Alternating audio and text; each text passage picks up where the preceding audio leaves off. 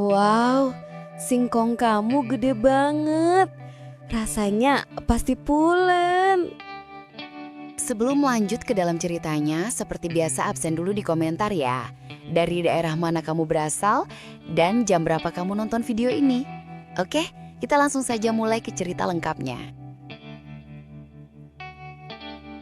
Ibu Lela, usianya 45 tahun, adalah pemilik kos.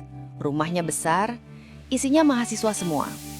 Suami Lela ini kerjanya pelaut, pulangnya jarang sekali, setahun paling cuma 2 kali.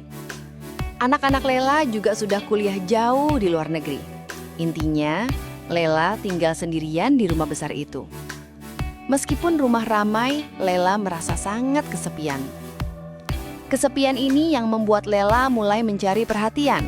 Perhatiannya bukan ke teman-teman sebaya, tapi ke anak-anak kosnya sendiri. Lela sering meminta mereka menemaninya. "Nak, ibu sedang suntuk sekali di dalam. Coba sini temani ibu, ngobrol sebentar di teras. Bawa kopi kamu sekalian." Anak kos mana yang berani menolak ibu kos? Pasti mereka datang. Dari obrolan biasa, Lela mulai bercerita tentang hidupnya yang sepi, membuat anak-anak kos itu merasa iba sekaligus canggung. Mereka tahu ada sesuatu yang lebih dari sekedar permintaan ditemani. Permintaan menemani ini makin lama makin sering, dan Lela juga tahu cara membuat anak-anak kos itu mau. Dia memanfaatkan statusnya sebagai pemilik kos dan memanfaatkan daya tariknya. Tidak jarang anak kos yang lagi kesulitan keuangan jadi sasaran utama Lela. Ambil contoh Bima. Bima ini mahasiswa yang sedang kepepet. Sudah lewat tanggal, dia belum bayar kos. Bima datang ke kamar Lela dengan wajah tegang. "Bu, maaf sekali, saya telat bayar bulan ini. Orang tua saya baru kirim uang minggu depan. Boleh saya tunda sebentar, Bu?" Lela tersenyum. Bukan senyum marah, tapi senyum yang malah membuat Bima makin gelisah. Bima, kalau uang itu bisa ditunda, sepi ibu ini tidak bisa ditunda, Nak. Berat rasanya hidup di rumah sebesar ini sendirian. Saya mengerti, Bu, tapi saya janji minggu depan langsung saya bayar. Begini saja, uang itu urusan belakangan. Ibu punya usulan. Bagaimana kalau kamu temani ibu? Malam ini kita makan malam di luar, besok kamu temani ibu seharian di rumah. Bantu ini itu. Anggap saja kamu bayar kos pakai waktu dan perhatian kamu. Gimana? Bima langsung terdiam. Dia tahu ini aneh, tapi dia terdesak. Maksud ibu, kalau saya menemani ibu, kos bulan ini dianggap lunas? Iya, Nak. Kos kamu bulan ini ibu bebaskan. Ibu tidak butuh uang kamu saat ini. Ibu butuh teman bicara, teman ketawa, teman yang mendengarkan. Bisa kan? Baik, Bu. Kalau ibu maunya begitu, saya siap temani ibu. Terima kasih banyak, Bu. Maka jadilah Bima menemani Lela malam itu. Mereka makan di restoran yang cukup mewah. Lela bercerita banyak hal, tapi fokusnya selalu ke betapa kesepiannya dia. Setelah Bima, ada mahasiswa lain. Lela punya trik yang sama. Ada yang diminta pijat kakinya karena Lela lelah. Ada yang diminta menemani nonton film horor tengah malam. Semua ini hanya modus Lela untuk mencari perhatian dari pria-pria muda itu. Intinya, Lela sedang mencari perhatian yang hilang. Selama ini, dia tidak merasa puas dalam pernikahannya. Jauhnya suami membuat Lela merasa bebas melakukan ini. Anak-anak kos itu adalah obat instan bagi Lela. Dan mereka tahu, jika butuh keringanan, cukup temani ibu kos. Lela benar-benar menjadikan perhatian dan waktu dari pemuda-pemuda ini sebagai alat tukar untuk tagihan sewa kamar. Hal ini terus terjadi. Tentu saja, semua ulah Ibu Lela tidak bisa disembunyikan rapat-rapat. Rumah kos yang ramai, ditambah perilaku Lela yang sering kali terang-terangan meminta anak kos menemaninya hingga larut, membuat tetangga mulai berbisik-bisik. Banyak tetangga di sekitar kompleks yang sudah mengamati. Mereka sering melihat motor-motor anak kos yang seharusnya sudah di dalam kamar, malah diparkir di dekat teras Lela sampai tengah malam. Mereka melihat bagaimana Lela memperlakukan anak-anak kosnya. Terlalu dekat, terlalu personal. Bagi para tetangga, hubungan Lela dengan para mahasiswa itu sudah dianggap tidak wajar. Suatu sore, saat Lela sedang menyiram tanaman, Bu Ani, tetangga paling dekat yang dikenal suka bergosip, datang mendekat. Bu Ani, Bu Lela, makin hari kok ibu makin kelihatan segar ya. Bahagia sekali kelihatannya. Rumah juga ramai terus, padahal bapak sedang berlayar ya. Lela langsung tahu arah pembicaraan ini. Ia harus pasang wajah santai. Ah, Bu Ani ini bisa saja. Ya namanya juga ibu kos, Bu. Kalau di rumah sepi malah sakit nanti. Harus sering-sering berinteraksi sama anak-anak ini, biar ibu ikut muda juga. Iya Bu, interaksi sih interaksi. Tapi ini kan mahasiswa Bu, anak orang. Kadang saya lihat si Bima itu keluar malam sekali dari rumah ibu. Anak saya sampai tanya, "Kok Kak Bima sering main ke kamar Bu Lehoama?" Jadi saya agak risih dengarnya Bu. Lela merasa panas, tapi ia berusaha tetap tenang. Bu Ani, ya ampun itu kan salah paham. Mereka kan anak kos saya. Bima itu baru saja saya bantu bayar kuliahnya. Dia itu bantu saya angkat-angkat barang berat. Saya kan sendirian di rumah Bu. Tidak ada siapa-siapa. Saya minta tolong ke mereka. Wajar kan? Masa saya mau minta tolong satpam kompleks? Lela selalu berusaha menyangkal dengan dalih kesepian atau butuh bantuan. Padahal niat utamanya adalah mencari perhatian. Di mata Lela, semua yang dia lakukan demi menghibur diri. Dia merasa berhak mendapatkan kebahagiaan karena suaminya sering tidak ada. Dia menikmati sekali berinteraksi dan bermain-main dengan pria muda yang usianya jauh di bawahnya. Lela memang sudah lama tidak merasa puas dengan kehidupan pernikahannya, terutama dari sisi perhatian. Ditambah ketertarikannya pada pria muda. Lela punya ketertarikan pada sosok pria muda yang polos dan masih berjaga. Karena baginya, pria seperti itu masih memiliki energi dan semangat yang tinggi. Jauh berbeda dengan suaminya yang sudah berumur dan jauh. Suatu malam, Lela curhat kepada salah satu anak kosnya, Rio.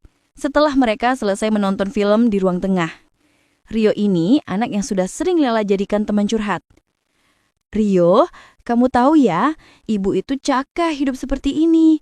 Suami ibu jauh, hubungan kami sudah dingin. Dia hanya datang sebentar, lalu pergi lagi. Rasanya ibu ini seperti tidak punya suami." Rio bingung harus menanggapi apa. Sabar Bu, mungkin Bapak sedang berjuang di sana demi ibu dan anak-anak." "Berjuang sih berjuang, Nak. Tapi ibu di sini butuh teman. Ibu butuh rasa hidup. Anak-anak muda seperti kalian itu yang membuat ibu merasa hidup kembali. Kalian itu energinya kuat, auranya positif. Ibu jadi merasa umur ibu ini masih 25 tahun, bukan 45 tahun." Rio hanya tersenyum kanggung. Dia tahu, di balik curhatan Lela ada godaan terselubung. Anak-anak kos itu memang tergoda, tapi mereka juga tahu resiko yang mereka hadapi.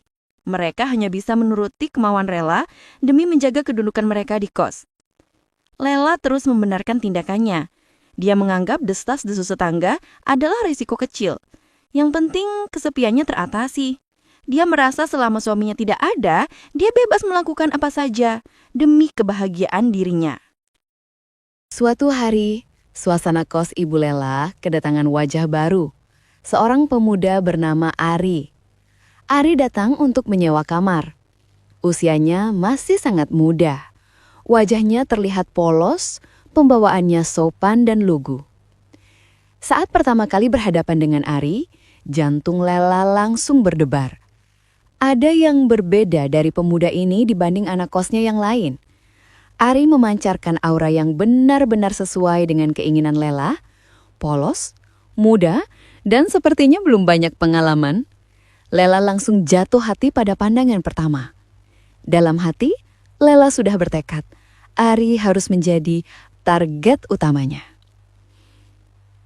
Ari datang ke ruang tamu membawa koper. Lela menyambutnya dengan senyum paling manis yang ia punya. "Selamat siang, Bu. Saya Ari.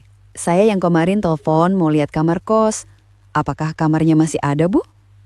"Oh, tentu saja, Nak Ari. Silakan duduk. Kamar masih ada. Kebetulan yang paling bagus di lantai bawah baru saja kosong. Ibu memang sengaja menahannya, seperti menunggu kedatangan kamu." Setelah urusan administrasi selesai, Lela mulai melancarkan modusnya. Ia tidak bisa langsung to the point, jadi ia menggunakan cara yang halus. Nah Ari, kamar kamu memang yang paling bagus, tapi kuncinya ini agak susah. Sepertinya butuh sedikit pelumas. Ibu tidak mengerti begini-beginian. Kamu kan laki-laki, bisa bantu ibu sebentar? Oh, kunci ya Bu. Gampang itu. Mana kuncinya? Saya punya alat dites. Biar saya bantu perbaiki sekarang ya Bu. Nanti kalau sudah lancar, ibu tidak kerepotan lagi. Lela tersenyum dalam hati. Modusnya berhasil. Ari segera memperbaiki kunci kamar itu. Setelah selesai, Lela melanjutkan modus-modus kecilnya. Aduh, Nak Ari, kasihan kamu baru pindah, pasti capek. Tapi ibu lupa, lampu di gudang itu mati, gelap sekali di sana. Ibu takut. Bisa kamu bantu ibu ganti bolam lampunya? Sebentar saja, biar gudang tidak gelap kalau ada apa-apa. Iya Bu, tidak apa-apa. Kebetulan saya bawa tangga kecil. Saya ganti lampunya sekarang ya Bu. Ari melakukan semua permintaan Lela dengan niat tulus ingin membantu ibu kosnya. Ia sama sekali tidak tahu tentang kepribadian Lela yang sebenarnya, tentang bagaimana Lela suka mencari perhatian dari pria muda. Di mata Ari, Lela hanyalah ibu kos yang baik hati, yang suaminya jauh dan memang butuh bantuan karena sendirian di rumah. Lela semakin senang dengan kepolosan Ari. Ari tidak menunjukkan gelagat genit, tidak mencari celah untuk menawar seperti anak kos sebelumnya. Ia murni membantu, dan justru sikap inilah yang semakin menarik Lela. Pada suatu malam, Lela meminta bantuan yang lebih personal. Ari, ibu ini mau mencoba aplikasi baru di HP, tapi ibu gaptek sekali. Ibu tidak mengerti cara kerjanya. Bisa kamu ke sini, bantu ibu ajarin? Sebentar saja sebelum kamu tidur, nah. Ari pun datang ke ruang tengah Lela. Mereka duduk berdekatan. Lela pura-pura tidak mengerti fitur-fitur dasar ponsel. Setiap kali Ari menjelaskan, Lela sengaja mendekatkan diri sekilas saat menunjuk layar. Ini loh Bu, tinggal klik tombol kirim yang warna hijau ini. Coba ibu klik. Aduh, yang mana nak? Ibu kok tidak lihat? Oh, yang ini ya. Terima kasih ya nak, kamu pintar sekali. Kalau tidak ada kamu, ibu pasti tidak bisa. Ari hanya menanggapi dengan senyum tulus. Bagi Ari, membantu Lela adalah hal yang wajar sebagai penghuni kos. Ia tidak punya niat lain, hanya ingin membantu. Kepolosan Ari ini membuat Lela makin tergila-gila. Ia merasa Ari adalah tantangan yang sesungguhnya. Ia tahu ia harus bergerak lebih jauh lagi untuk bisa mendapatkan perhatian yang ia inginkan dari pemuda lugu ini. Lela mulai mengatur waktu khusus untuk Ari. Hampir setiap sore, Lela selalu mengajak Ari untuk menemaninya. Ari, nanti sore jangan kemana-mana dulu ya. Temani ibu minum teh di teras. Sekalian ibu mau cerita-cerita. Ibu bosan kalau cuma ngobrol sama tanaman. Ari merasa tidak enak menolak. Sebagai anak kos yang baik, dia selalu datang. Mereka duduk berdua di teras rumah, menikmati teh dan matahari sore. Awalnya, obrolan mereka masih seputar perkuliahan Ari atau soal kabar anak-anak Lela di luar negeri. Semuanya masih obrolan biasa. Namun lama-kelamaan, Lela mulai mengubah topik pembicaraannya. Ia mulai curhat lebih dalam dan lebih personal tentang kehidupannya. Fokus curhat Lela selalu sama. Kesepian, pernikahan yang dingin, dan kurangnya perhatian. Ari, kamu tahu kan suami ibu jauh? Kalau kamu lihat ibu begini, apa ibu terlihat bahagia? Kadang, ibu merasa ibu itu gagal jadi istri. Suami ibu cuma pulang sebentar. Dia pikir semua masalah selesai hanya dengan transfer uang bulanan yang banyak. Bu Lela, jangan bicara begitu. Ibu wanita yang kuat dan mandiri. Mungkin Bapak punya caranya sendiri untuk menunjukkan rasa sayangnya, Bu. Cara sayang? Sayang itu harusnya hadir, Ari. Bukan cuma uang. Coba kamu lihat ibu. Menurut kamu, apakah ibu ini sudah tidak menarik lagi? Apa sudah terlalu tua untuk didampingi? Pertanyaan ini jelas sebuah godaan. Ari yang polos hanya bisa salah tingkah. Aduh, Bu Lela, ibu ini cantik kok, masih sangat rawat. Banyak ibu-ibu lain yang iri pasti lihat ibu. Ibu tidak tua sama sekali, Bu. Mendengar pujian itu, Lela makin bersemangat. Ia tahu meskipun Ari malu-malu, perhatiannya mulai ia dapatkan. Lela tidak berhenti di situ. Suatu malam, Lela mengajak Ari menonton film di ruang tengah. film Jepang yang ia sebut sebagai drama kehidupan. Ari, temani ibu menonton. Film ini katanya bagus sekali. Drama kehidupan dari Jepang. Tapi kalau kamu tidak nyaman, tidak apa-apa. Ibu nonton sendirian saja. Ari merasa tertantang, sekaligus tidak enak hati. Tidak, Bu. Saya temani. Tapi kalau filmnya sudah terlalu malam, saya pamit ke kamar ya, Bu. Besok pagi ada kuliah pagi sekali. Mereka pun menonton bersama. Selama film berjalan, Lela sering memberikan komentar. Lihat itu, Nak Ari. Kenapa ya kalau pasangan itu kalau sudah lama menikah, perhatiannya bisa hilang? Padahal kasih sayang itu kan harus dibuktikan, bukan cuma diucapkan saja. Ari hanya berdeham. Matanya fokus ke layar, berusaha mengabaikan kata-kata Lela yang menusuk.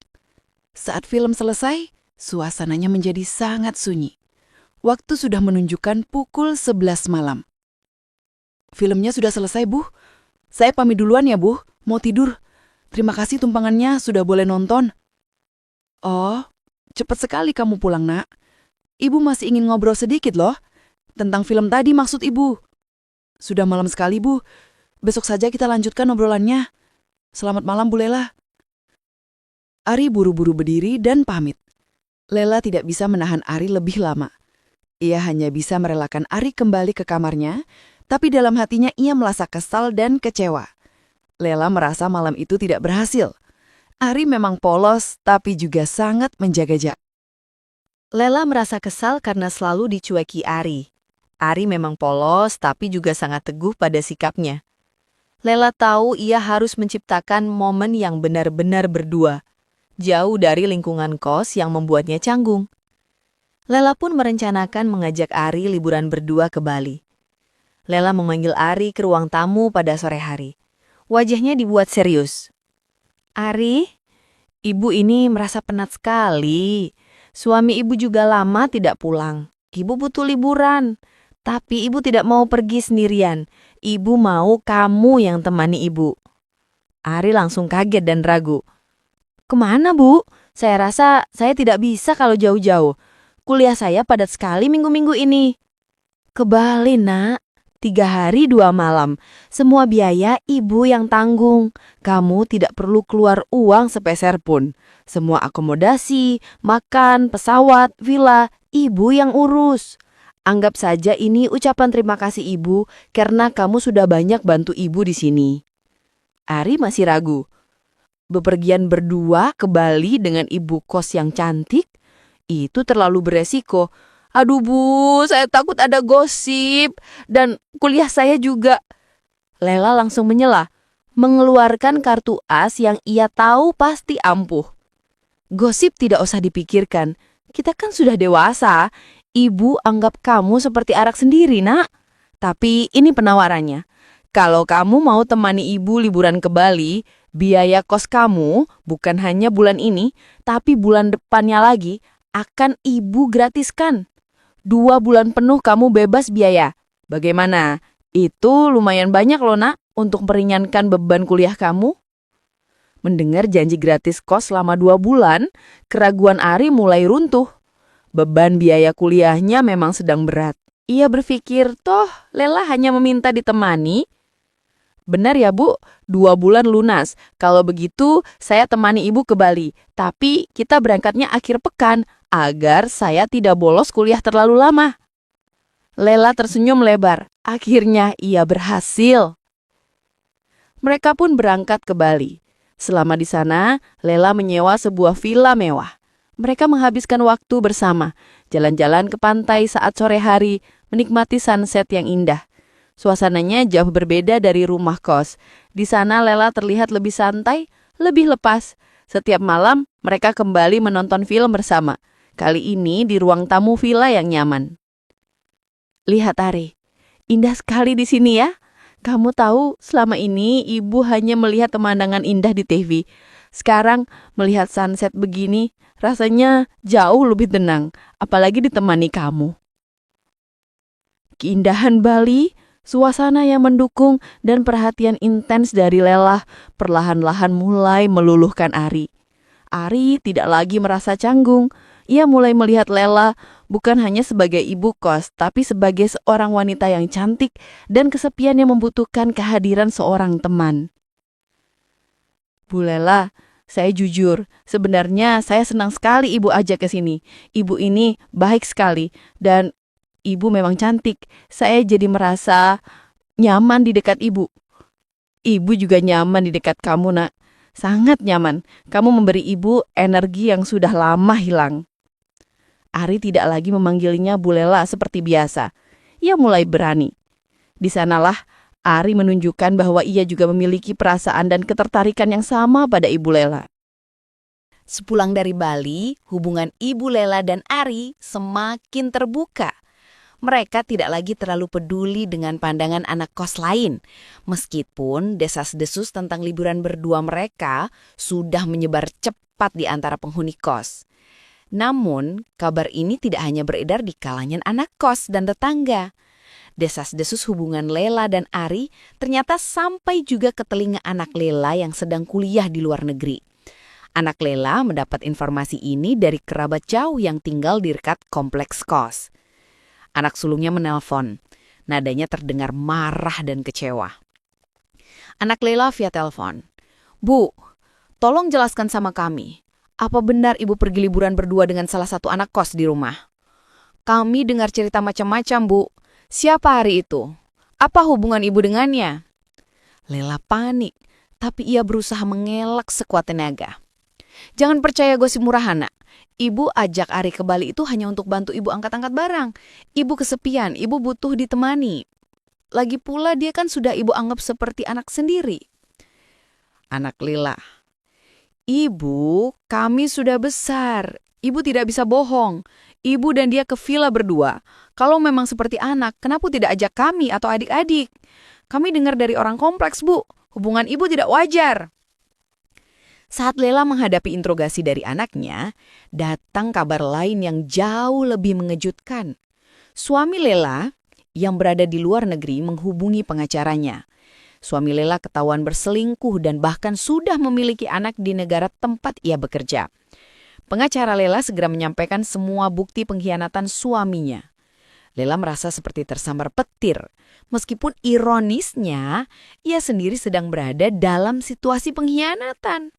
Namun rasa sakti dikhianati suaminya lebih dominan.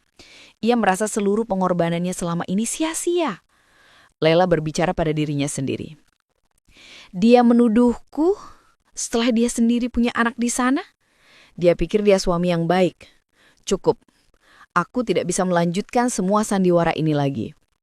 Lela mengambil keputusan bulat. Menceraikan suaminya. Anak-anak Lela yang awalnya curiga pada ibunya, kini fokus pada pengkhianatan ayah mereka.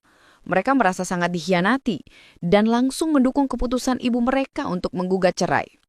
Anak Lela, "Bu, kami dukung ibu cerai. Ayah sudah keterlaluan. Dia menghancurkan keluarga kita. Ibu jangan sedih, kami akan selalu ada untuk ibu."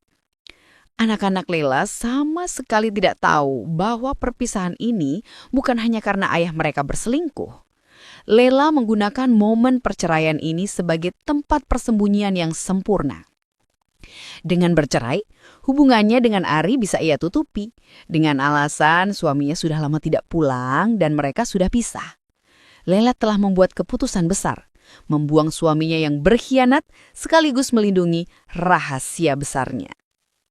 Setelah proses perceraian Ibu Lela dengan suaminya selesai, Lela dan Ari menyadari hubungan mereka sudah tidak bisa lagi disembunyikan. Lela telah memilih Ari, dan Ari juga sudah terikat secara emosional dengan Lela.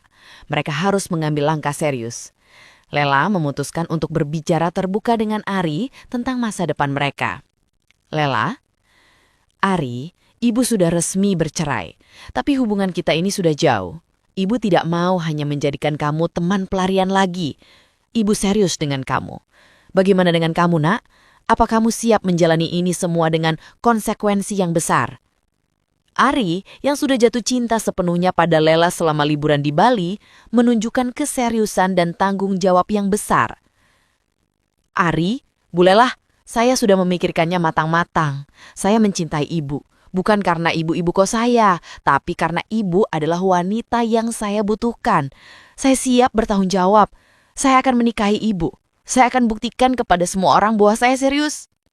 Lela merasa terharu dengan kesungguhan Ari. Namun rintangan terbesar mereka adalah restu keluarga. Ari segera pulang ke kampung halamannya untuk menghadap orang tuanya. Ini adalah pengakuan yang sangat berat. Ayah Ari dengan nada tegas. "Kamu mau menikah? Bagus. Tapi kenapa harus dengan wanita yang umurnya jauh di atasmu, nak? Dia baru saja bercerai. Kamu ini masih muda, masa depanmu panjang. Jangan ambil keputusan gila, nak." Ari, "Ayah, Ibu, saya tahu ini sulit diterima. Tapi saya tidak bisa meninggalkan Bu Lela. Dia sedang dalam masa sulit setelah dikhianati suaminya. Dan dia butuh dukungan. Saya tahu kami berbeda usia, tapi kami memiliki perasaan yang tulus dan visi yang sama untuk hidup. Kami akan buktikan bahwa cinta kami nyata, Ayah, Ibu." Melihat tekad yang luar biasa kuat dari Ari dan betapa Ari membela Lela, orang tua Ari akhirnya luluh. Mereka melihat keseriusan yang tidak pernah mereka lihat sebelumnya pada putra mereka. Dengan berat hati, mereka memberikan restu. Dengan syarat, Ari harus bertanggung jawab penuh atas keputusan dan masa depan mereka. Ari dan Lela pun akhirnya menikah secara sederhana. Pernikahan ini menjadi perbincangan panas. Banyak yang mencibir, menganggap Ari hanya memanfaatkan harta Lela, atau menganggap Lela sudah gila menikahi pria semuda itu. Bahkan, anak-anak Lela juga terkejut dan sempat menentang keras pernikahan mendadak ibu mereka. Anak Lela dengan nada curiga, "Bu, kenapa mendadak menikah? Ari itu seumuran kami. Apa ibu yakin? Kami takut dia cuma memanfaatkan ibu di masa sulit ibu ini." "Ibu minta kalian percaya. Ibu sangat bahagia bersamanya. Ari bukan seperti yang kalian pikirkan. Dia bertanggung jawab dan dia sangat peduli pada ibu. Beri kami waktu untuk membuktikannya." Pasangan baru ini sadar, kata-kata saja tidak cukup. Mereka harus membuktikannya melalui tindakan. Dengan modal pengalaman hidup Lela dan keahlian Ari di bidang teknologi, mereka mendirikan usaha jualan pakaian online bersama-sama. Ari mengurus pemasaran digital, sementara Lela mengurus desain dan manajemen. Usaha mereka berkembang pesat dan sukses besar. Kesuksesan ini membungkam semua cibiran dan menjadi bukti nyata bagi orang tua Ari dan anak-anak Lela bahwa hubungan mereka didasari oleh cinta, chemistry yang kuat, dan tanggung jawab yang serius. Ari terbukti bukan pria yang hanya numpang hidup, tapi partner yang suportif dan pekerja keras. Melihat ibu mereka bahagia dan melihat kesuksesan yang diraih berdua, anak-anak Lela perlahan mulai menerima Ari sebagai bagian dari keluarga mereka. Mereka melihat Lela yang kini penuh tawa, sesuatu yang hilang selama pernikahan dengan ayah mereka. Sementara itu, mantan suami Lela yang berpisah dengan selingkuhannya pulang dan mencoba meminta rujuk. Permintaan itu ditolak tegas oleh Lela dan juga didukung oleh anak-anak mereka. "Lela, silahkan cari kebahagiaanmu sendiri sesudah punya kehidupan baru, dan ini jauh lebih baik dari sebelumnya." Lela dan Ari akhirnya hidup bahagia bersama, membuktikan bahwa cinta sejati bisa ditemukan di tempat yang paling tidak terduga, bahkan jika dimulai dari hubungan yang penuh risiko. Mereka berhasil menciptakan kebahagiaan dan kesuksesan mereka sendiri.